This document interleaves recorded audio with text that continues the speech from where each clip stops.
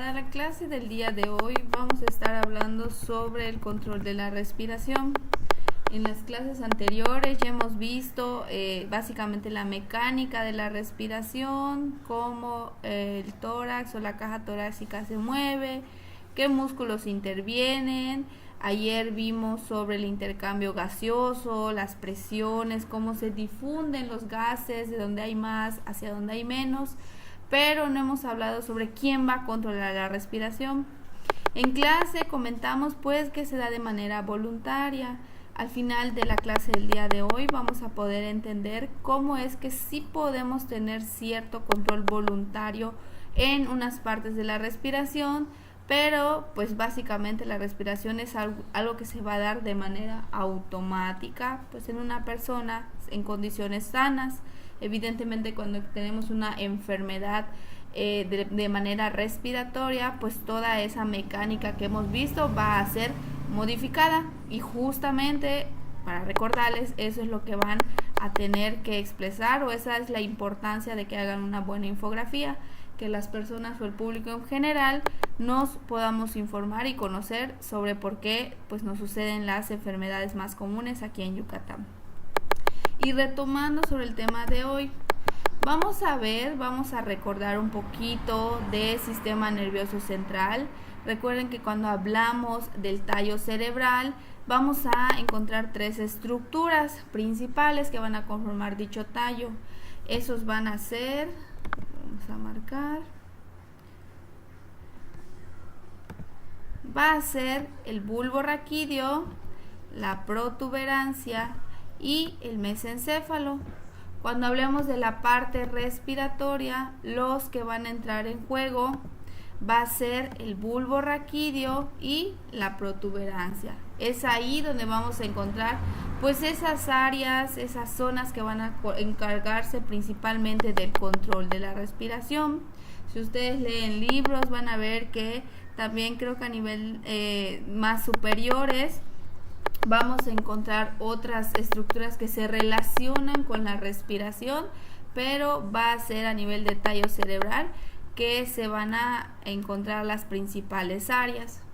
Entonces, a nivel del bulbo raquídeo vamos a encontrar al área del ritmo vulvar, ¿sale? Y pues esta área del ritmo vulvar se va a encargar, como dice, de que podamos inspirar y expirar. Si se acuerdan de lo que hemos mencionado en clase, la inspiración pues sí se da de manera activa, ¿no? O sea, se contrae la musculatura. Pero la expiración, recuerden, es un proceso de retroceso elástico. Ya las siguientes dos áreas, que son las áreas neumotáxica o apneústica, esas las vamos a encontrar a nivel de la protuberancia, básicamente arribita en la parte superior de la protuberancia. Entonces recuerden, tres áreas principales a nivel de bulbo y protuberancia. En bulbo tenemos área del ritmo vulvar y a nivel de protuberancia, área neumotáxica y área apneústica. Vamos a hablar de cada una de estas áreas, específicamente pues para qué nos va a servir estas áreas. Empezamos con el área del ritmo vulvar. Entonces esta a su vez va a tener como que dos funciones. Tiene el área para la inspiración, que es el área inspiratoria, y el área para la expiración. Entonces, ¿cómo se va a dar este proceso? El área inspiratoria se va a activar, sale por señales del sistema nervioso autónomo. Se activa en promedio alrededor de 2 segundos. Durante esta activación, los músculos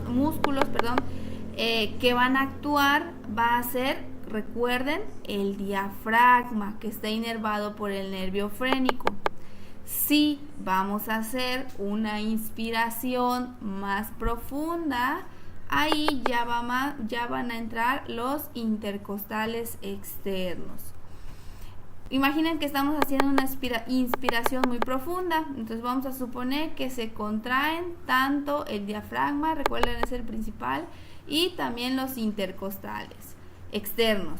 Esto va a generar que yo pueda inspirar que mi caja torácica se pueda expandir, yo pueda meter aire.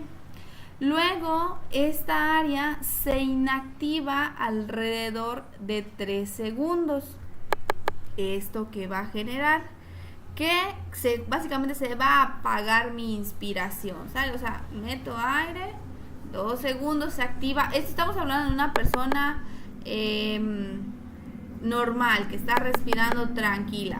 Yo creo que mejor quitamos esta actividad de los intercostales, pero se los voy a dejar en sus diapositivas para que nunca se olviden o no se confundan. Intercostales externos inspirar, intercostales externos inspirar e internos expirar. Entonces, estamos hablando de una persona que está respirando normal, tú que estás sentado ahí escuchando mi voz y viendo las presentaciones. Tu área inspiratoria se activa a 2 segundos y luego descansa. Durante esta inactivación, que suele ser de alrededor 3 segundos, se da el retroceso elástico del que tanto les he estado hablando, ¿sale? Donde básicamente se apaga, le bajan el switch a tu área inspiratoria y como no está chambeando, pues todo lo que se había movido durante la inspiración regresa. Acuérdense que ahí entra principalmente el diafragma. Para la inspiración el diafragma se aplana y luego apagan el switch. ¿Qué va a hacer el diafragma? Regresar a su posición de reposo. ¿Y cuál es la posición de reposo? Pues el diafragma hacia arriba o elevado. El área expiratoria, ¿cómo trabaja? Esta sí se va a activar por la respiración forzada, es decir, cuando estamos expirando forzadamente, ¿sale? Cuando estás ahí cansándote luego de correr esas 2 cuadras para alcanzar a tu elote, entonces en esa área es la que se va a activar. ¿Qué va a pasar? Como ya les dije hace ratito, se activan los intercostales internos y también los abdominales. Ya vimos cuáles: transversos, oblicuos, rectos. Y esto ya vimos en la mecánica que disminuye el tamaño de la cavidad torácica, haciendo que todo lo que está dentro se apachurre y ocasionando que el aire que está en nuestro cuerpo salga. Es así como esta área del ritmo vulvar va a trabajar, es decir, controla el ritmo básico de la respiración. Y en el video ya solo es para recordarles qué es lo que pasaría, ¿sale? Vamos a empezar. Ahorita que los pulmones se expanden, cuando el GIF nos muestra que los pulmones se expanden, se estaría activando el área para la inspiración, y cuando los pulmones se hacen chicos, cuando el diafragma sube, se inactiva y recuerden, se da el retroceso elástico. Esta es una gráfica solo para que quede un poquito más claro qué es lo que pasa. Recuerden, el área inspiratoria se activa durante 2 segundos más o menos. Ya sabemos que se contraen diafragmas y podemos inspirar. Y aquí no se olviden, intercostales externos es para una inspiración forzada, pero el libro pues nos lo tiene puesto en una inspiración normal. Y cuando se inactiva esta área, lo que les decía, se da el retroceso, se relaja todo y se va a hacer chiquita la caja torácica y expiramos normalmente. Cuando hacemos o estamos respirando forzadamente, ya se van a activar, se activa obviamente el área inspiratoria con la contracción del diafragma, y también le agregamos esternocleidomastoideo y escalenos para ampliar mucho más la caja torácica y podamos meter ese volumen de reserva inspiratorio. Aquí ya va tomando forma todo lo que hemos visto, ¿sale? Como hay más volumen de aire que voy a meter, necesito más espacio. Por lo tanto, necesito que mi caja torácica se amplíe la mayor totalidad posible. Y el área expiratoria pues, se va a activar en una respiración forzada, evidentemente. Ya sabemos, se activan intercostales internos y todos los abdominales para expirar forzadamente. Y aquí pregunta: ¿qué volumen se pondría en juego? Lo van a responder pues en su mente, ¿sale? Porque no les puedo escuchar. Si pude responder esta pregunta, quiere decir que estamos yendo por buen camino y les va a ir bien en su examen. Vamos a hablar de la siguiente área, nos quedan dos, el área neumotáxica, que se va a encargar de coordinar la transición entre la inspiración y la expiración, es decir, este cambio de dejar de activarle el área inspiratoria no puede darse así como que de la nada, tiene que también ser controlado por otra área. ¿Cómo va a trabajar?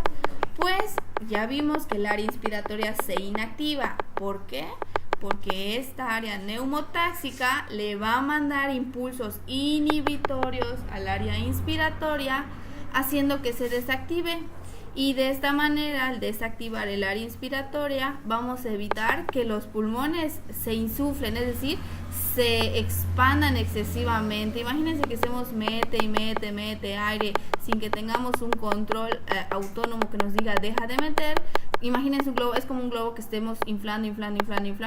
¿Qué va a pasar? Se va a distender, incluso puede estallar, ¿no? Entonces, por eso es importante que haya un área que nos indique que dejes de meter aire. Y este es el área neumotáxica. Que este es un dato de acá abajo, dice, mientras el área neumotáxica esté más activa, esté más funcionando, va a hacer que la frecuencia respiratoria sea mayor. Porque mi área inspiratoria se va a activar y esta va a inactivarla. Y luego se vuelve a activar, la vuelve a inactivar. Van a ser ciclos muy seguidos, haciendo que mi frecuencia respiratoria vaya en aumento. Un ejemplo muy claro y justamente que ustedes están viendo deportivo es cuando hacemos ejercicio. Se puede decir que esta transición y esta coordinación se acelera, por lo tanto nuestra frecuencia respiratoria va a aumentar. La última área que nos vamos a ver va a ser el área apneústica, que igual sirve para coordinar esa transición, pero ¿cómo va a trabajar esta área? Va a enviar impulsos que van a estimular el área inspiratoria, es decir, como que lo contrario de la que acabamos de ver. Esta nos va a servir cuando hacemos inspiraciones largas y profundas, ¿no? Así como cuando llegas al salón y sientes el aroma de la torta de asado y dices qué rico, o cuando ves a tu novio, a tu novia, a tu esposo, tu pareja, ¿no? Ahí despertándose en las mañanas y das tu suspiro. ¿Quién nos lo permite? Pues esta área apneústica lo que va a hacer es que cuando pasen los 2 segundos de activación del área inspiratoria, que pertenece al área del ritmo vulvar, le va a decir no pares, sigue inspirando, ¿sale? Pero igual pues no son inspiraciones que van a durar así 1 minuto, 2 minutos, son más largas de lo normal, pero también controlando que los pulmones no se insuflen de más. Básicamente esas son las 3 áreas que controlan principalmente la respiración. Tenemos también la regulación del centro respiratorio, lo que les decía, de manera voluntaria. ¿Qué tanto yo puedo controlar mi respiración o por qué yo puedo controlar una parte de la respiración? Es porque la respiración o la corteza cerebral, la respiración va a tener algunas conexiones con la corteza cerebral. La corteza cerebral, pues ahí está todo lo que coordino, lo que hago, y pues me va a dar un cierto control voluntario. Sin embargo, cuando pues el cuerpo está, no sé, imagínense que están en sus fiestas de noche, ¿no? Ya están pasaditos de copas y salen ahí los machitos o machitas de, no sé, ya saben, de, ¿cómo les digo? De ponerse a hacer apuestas o competir, ¿no? Y se les ocurra ahí, ¿quién aguanta más la respiración? Bueno, te puedes creer mucho de que tú vas a ganar y todo, pero cuando el cuerpo siente que ya está en un riesgo muy grave, lo que va a hacer es que se va a controlar de manera automática. Es por eso, pues que yo sepa nadie, es por eso que no podemos morir básicamente tratando de ahogarnos nosotros mismos. Obviamente no es lo mismo que pues te ahogues en agua, que tú mismo trates de dejar de meter y sacar aire, porque va a llegar un momento que aunque tú quieras dejar de respirar, aquí nos dice, ¿no? Las concentraciones elevadas de dióxido de carbono e hidrógeno se van a elevar demasiado, lo que va a hacer que el área inspiratoria lo perciba, y aunque yo no quiera, se van a activar los nervios frénicos e intercostales. ¿Para qué? Para específicamente, aquí ya complétenme, intercostales, que internos o externos. También si lo responden bien en su mente, una palomita en su examen. Estos intercostales se activan haciendo que yo pueda inspirar y nuevamente vuelvo a mi ciclo de respiración. No sé si quedó muy claro eso. Voy a resumir de manera breve. Si yo me quiero hacer ahí como la niña, no tratar de aguantar la respiración hasta desmayarme, por decir, o cualquier cosa, no voy a poder. El dióxido de carbono y el hidrógeno se elevan mucho, activando el área inspiratoria, que como ya vimos, cuando se activa, pues va a generar o va a mandar impulsos al diafragma y a los intercostales, ¿sale? Entonces no se les olvide eso. Les decía, tenemos también otros centros que igual se relacionan con la respiración. No son, sí, obviamente tienen que ver, son importantes, pero los principales son esas tres áreas de las que le hablé. Pero también a nivel de hipotálamo y sistema límbico tenemos estructuras que se relacionan con el centro respiratorio, y por eso cuando nosotros tenemos emociones como llorar o reírnos en exceso, carcajear, ¿sale? Nuestra frecuencia respiratoria se eleva. No sé si les ha pasado o les pasó que cuando estaban chicos y les daban su chanclazo, te ponías a llorar así como María Magdalena y hasta suspirabas y te sentías que te ahogabas y estás llorando y tu mamá ir siguiéndote a regañar. Bueno, hay una razón de ser. ¿Por qué? Porque el hipotálamo y el sistema límbico, que se relacionan con las emociones, también se va a relacionar con la parte respiratoria. Básicamente ese sería el tema que nos queda, ¿sale? Ese sería el tema.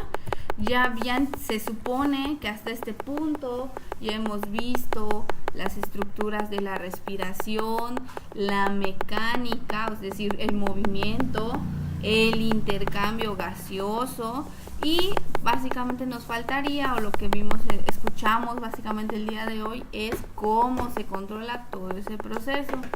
Sé que a lo mejor no va a quedar tan claro, pero cuando les vea el miércoles en clasecita, luego de que presenten sus juguetes para repasar volúmenes, vamos a retomar este tema. Así que tranquilos, no se estresen. Si tienen dudas, igual pueden leer e ir a la clase con las dudas para resolverlas. Y si por ejemplo, no sé, de la clase, ay maestro, no me quedó claro, por favor apúntelas para que vayan preparados, ¿sale?